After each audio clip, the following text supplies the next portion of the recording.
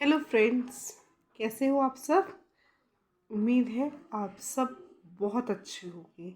आप सभी का स्वागत है मेरे चैनल लवली क्रिएशंस में। लास्ट वीडियो में हम अकाउंटिंग के बारे में पढ़ा था कि अकाउंटिंग क्या होती है, जाना था। अब आगे हम इसकी ऑब्जेक्टिव्स यानी एम पढ़ेंगे कि वो हम क्यों पढ़ते हैं या किस लिए पढ़ते हैं, उसका रीज़न क्या है, ये सब जानेंगे। अगर आपने मेरी लास्ट वीडियो को पसंद किया है, लाइक शेयर सब्सक्राइब किया है, उसके लिए आप सबका बहुत बहुत तहे दिल से thank you. Now will start the next video. Objectives of accounting और एम्स ऑफ अकाउंटिंग। हम अकाउंटिंग क्यों पढ़ते हैं, क्या कोई बता सकता है क्यों पढ़ते हैं, क्यों की जाती है। हम इसे माइंड में भी रख सकते हैं कि क्यों पढ़ रहे हैं, हम क्यों नहीं पढ़ रहे, इसके बारे में दिमाग में भी तो लगा सकते हैं आइडिया। बट हमारा जो माइंड है वो बहुत छोटा सा है, उसमें इतनी सारी बातें रिकॉर्ड करना, एक एक फिगर रिकॉर्ड करना बहुत मुश्किल हो जाती है विद डेट टाइम एवरीथिंग। इसलिए हर अकाउंटिंग फिगर को, अगर आपने कुछ खरीदा है, मानिए आपने कोई प्रॉपर्टी परचेज करी है, कोई एसेट्स परचेज करी है, तो उसका रिकॉर्ड भी रखना पड़ता है। मानो आपने कोई प्रॉपर्टी परचेज करी, मानो एक लैंड परचेज करी है। कब करी है? मानो मैंने 1 जनवरी 2020 में एक लैंड परचेज करी। कितने की करी है? 10 लाख मान लो, चलो लेट मी से 10 लाख।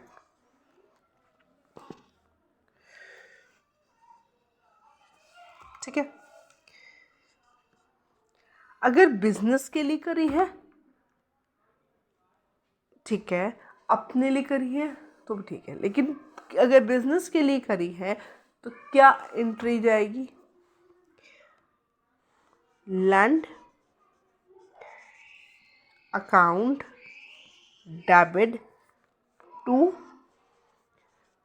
Cash account. कितने पे? 10 लाख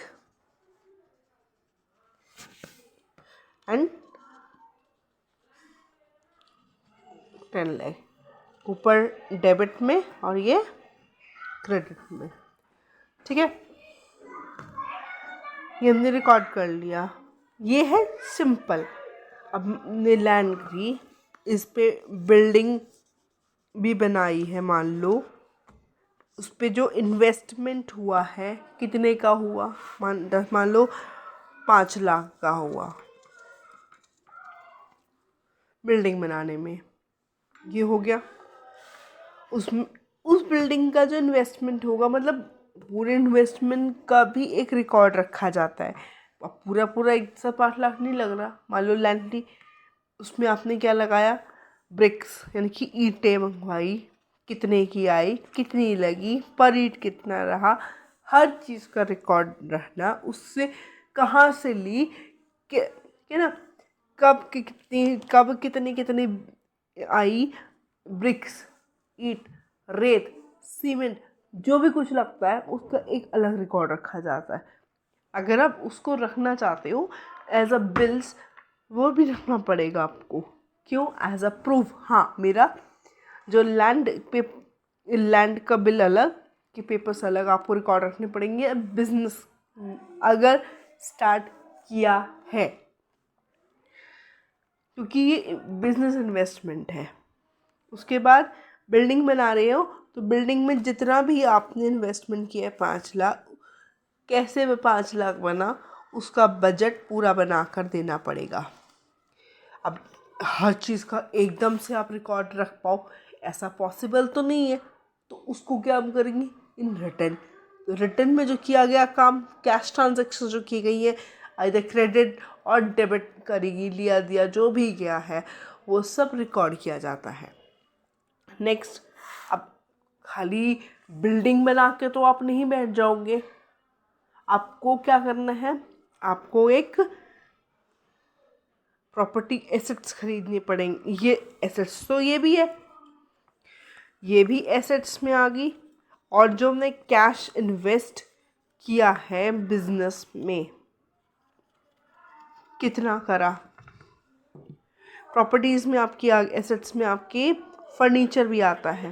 अब बैठोगे खुद भी तो फर्नीचर भी चाहिए, भी बिजनेस स्टार्ट करना है तो जो भी चाहिए, लाइक चेयर, टेबल, ये तो आप समझते हो, जो भी रिलेटेड चाहिए। अगर इंस्टीट्यूट खोल रहे हैं तो बच्चों के लिए, स्टूडेंट्स के लिए चेयर चाहिए। अब आप कैसे इंस्टीट्यूट खोल रहे हो, छोटे बच्चों का है, बड़े बच्चों का है, छोटे बच्चों का है तो टेबल चेयर दोनों चाहिए। कैसा चाहिए, मतलब प्लास्टिक का चाहिए या वुडन का चाहिए या कैसा चाहिए, ठीक है। Single table with 5-6 chairs, colourful या सिंपल चाहिए, कैसा चाहिए, इस चीज़ का भी डिसीजन लेना, उस पर कितना इन्वेस्टमेंट करना है, हमारी स्पेस कितनी है, उस सबको। तो इन सबको जो भी हम रिकॉर्ड करते हैं, उस क्यों कर रहे हैं, ताकि हमें फ्यूचर में वो सब काम करना इजी हो जाए। कि डिपिक्शन ऑफ फाइनेंशियल एग्जैक्ट हमारी कंडीशन क्या है, हम कितना इन्वेस्ट कर सकते हैं, हम कितना लोन ले सकते हैं और कितना लोन चुका सकते हैं, वो सब, कितना हमें प्रॉफिट हो रहा है पूरे साल में, लॉस कहाँ हुआ है, क्यों हुआ है, किस लिए हुआ है, उस सब की जानकारी हम जान सकते हैं। कि हमने ये ख़रीदा था, ये अच्छा नहीं निकला, ये नुकसानदेह गया, इस चीज़ के बारे में। Maintenance of records of business transaction, मतलब जो हमने स्टार्ट कर रखा है इन सब का करते हैं अकाउंटिंग में। नेक्स्ट है प्रॉफिट एंड लॉस, बताया मैंने, अगर बिजनेस चल गया, छोटे लॉसेस तो झेल सकता है, लेकिन नहीं चला बिजनेस तो 10 लाख का तो चलो कुछ नहीं होगा, लेकिन बिल्डिंग का भी बच गया। जहाँ छोटा मोटा लॉस हुआ तो वो नुकसान है, नहीं चला तो बेकार है फर्नीचर।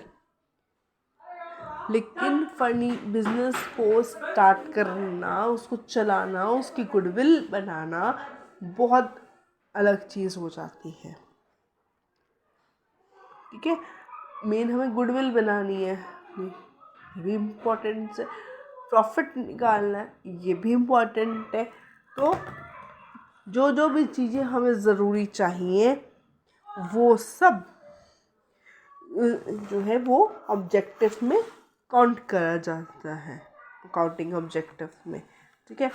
एक बार मैं बताती हूँ पढ़ के कि द मेन ऑब्जेक्टिव या the main purpose of accounting is to present the real financial position of a running business, इसकी रनिंग बिजनेस जो चल रहा है, लाइक डाबर कंपनी, या आपका कोई शॉपकीपर भी है तो उसका भी आप रिकॉर्ड रख सकते हो, कितना वो कमा रहा है साल भर का, बैंक में कितना है, कहाँ उसका कितना इन्वेस्टमेंट हो रहा है, उन सब का record. It concerns a business enterprises compiled and presented to meet the need of the management, investors and the public। मतलब जो बिजनेस में इन्वेस्ट कर रहे हैं पैसा, ठीक है। मान लो आपका जो बिजनेस है वो पार्टनरशिप फर्म है, ठीक है। पार्टनरशिप फर्म में कितने पार्टनर्स हो सकते हैं, वो सब रिकॉर्ड करना। मान लो आपके पास 2 पार्टनर हैं, के पास 2 या 3 पार्टनर भी हो सकते हैं। एक पार्टनर ने मानो लैंड इन्वेस्ट कर दी, दूसरे ने कैश इन्वेस्टमेंट दे दी, ठीक है। अब मान लो तीसरा या तो फार्मर है या उसका कुछ घर का काम है, वो हाथ का काम कर सकता है, क्रिएटिविटी, तो उसने प्रोडक्ट जो आप सेल करोगे उसमें इन्वेस्ट कर दिया, ठीक है। प्रोडक्ट कुछ मतलब कैश से समझ लो, कुछ ये कर रहा है, कुछ ये कर रहा है, ज़मीन दे दी, किसी ने कुछ और इन्वेस्ट कर दिया, तो पार्टनर ही हो गए। अब वो कहते हैं या तो उसमें रेशो भी, ये खैर 12th में हम पढ़ेंगे इसके बारे में क्लास में कि पार्टनर्स क्या होते हैं, उनकी क्या क्या राइट्स और ड्यूटीज़ होती हैं, उनकी क्या क्या इच्छाएं होती हैं, सबके बारे में।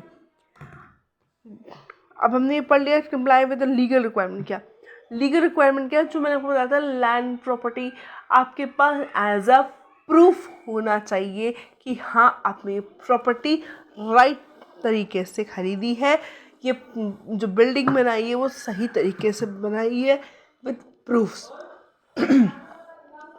Everything with proof will help you to move further. अगर कुछ भी दिक्कत आएगी तो आप पकड़े जा सकते हो, आपके पास क्लेम किया जा सकता है, ठीक है। मैनेजमेंट कंट्रोल, अगर सब कुछ ठीक चल रहा है, प्रॉफिट्स सही चल रहे हैं, तो जो मैनेजमेंट है वो इजी हो जाएगी। अगर काम सही चलेगा तो मैनेजर्स क्या है, उसमें और इन्वेस्टमेंट करके आप सबको की सैलरी में इंक्रीमेंट होगा, बिजनेस आगे बढ़ाया जा सकता है। एक्यूरेसी कहाँ से लाओगे, क्या ये सही है ये गलत है? यानी कि accounting figure does not carry the level of accuracy. Accuracy हर जगह हो पक्का नहीं है। कंप्यूटर में तो अब पकड़ी जाती है, लेकिन जो पहले होती थी हैंड रिटन, वहाँ गड़बड़ हो जाती थी। 2 का 8, 8 का 2 बड़े आराम से लिखा होता था, कई बार नहीं पता चलता था तो गलती से लिखा जाता था। कैलकुलेशन करी, दोनों को बराबर दिखा दिया। अब हर कोई इतना डीप में बैठ गया तो मुश्किल, कभी तो एक्यूरेसी आ जाती है, कभी नहीं आती, जिसको जैसे समझ आए उसने वैसे लगा दिया। Window dressing in balance sheet, वही कहा ना मैंने, एग्जैक्ट अंदर डीप हर कोई घुस नहीं सकता बैलेंस शीट में। कभी कभी आगे तो फ्रॉड बहुत ज़्यादा हो जाते हैं इस चक्कर में, पैसे दिया जी ये दिखा दो। अब जब चेकिंग होती है तो पकड़ा जाता है, इतना पैसा कहाँ से आया, इतना वो सब कहाँ से आया, चेक करने लगो तो पता चलता है। It is based on historical cost. Exact नई बाज़ार में तो कुछ और रेट पे बेच रहे हो, अब शो पुराने उस पर कर रहे हो तो भी नुकसान है, पैसा कहाँ से आया, बाज़ार में तो इतना महंगा, यहाँ इतना कम क्यों दिखा रखा है, तो भी गड़बड़ होती है। 10 रुपये की चीज़ को 8 रुपये की रेट पे बताओगे तो भी गड़बड़ आएगी और आपको भी दिक्कत रहेगी, पकड़े जाने पे पैसे भी भरने पड़ते हैं उतने ही ज़्यादा। अब जानेंगे सिस्टम ऑफ अकाउंटिंग क्या है। सिस्टम ऑफ अकाउंटिंग में जाता है कि जो एंट्री सिस्टम है वो 2 तरीके की होती हैं, एक सिंगल एंट्री, एक डबल एंट्री। अगर आप किसी भी चीज़ को खरीद रहे हो तो उसका डबल बनता है। कैश दिया है तो कैश जाएगा, प्रोडक्ट आएगा, उसकी एंट्री। और कोई चीज़ खरीदी है तब भी पैसा जा रहा है, चीज़ आ रही है, बेची है तो प्रोडक्ट जा रहा है, कैश आ रहा है। इन चीज़ों का ध्यान रखना। डबल एंट्री, और इसको फॉरवर्ड करना। फॉरवर्ड में अगर आपने एक एंट्री कर दी तो सिंगल एंट्री बन जाएगी, और दोनों में अकाउंटों में, यानी कि प्रोडक्ट में भी बिल्डिंग खरीदी है कोई तो बिल्डिंग को बिल्डिंग के अकाउंट में, और कैश में खरीदी तो कैश अकाउंट में। बेची है, किसको बेची है उसके अकाउंट में अगर उनका है, कैश में बेची है तो कैश के अकाउंट में, ऐसे चलेगा। It is an incomplete double entry system. It is also known as accounts from the incomplete records. और डबल एंट्री सिस्टम क्या कहता है कि every transaction has two folds, debit and credit. यानी debit for DR and credit for 2. Features: it maintains a complete record of each transaction. जो double entry है वो हर चीज़ का डबल रिकॉर्ड करती है, तभी एसेट्स और लाइबिलिटीज हमेशा बराबर आती है। Next, it is a scientific system ascertains of profit and loss, यानी कि एग्जैक्ट प्रॉफिट और लॉस तभी निकल पाएगा आपका। Check on the accuracy of accounts, ये हर चीज़ को चेक करता है। सिंगल एंट्री में हमेशा मिस्टेक निकलेगी, जो डिसएडवांटेजेस है वो सिंगल एंट्री के थ्रू होती है, और जो फ़ायदे हैं वो डबल एंट्री के थ्रू होते हैं। अगर एग्जैक्ट कर रहे हो तो एग्जैक्ट कंडीशन निकल के आएगी और एग्जैक्ट में आपका बिजनेस सही तरीके से बढ़ेगा। चेक एक्यूरेसी करता है, कंपैरेटिव स्टडी कर सकते हो अगर ठीक से कर रहे हो कि पिछले में क्या है अब में क्या है।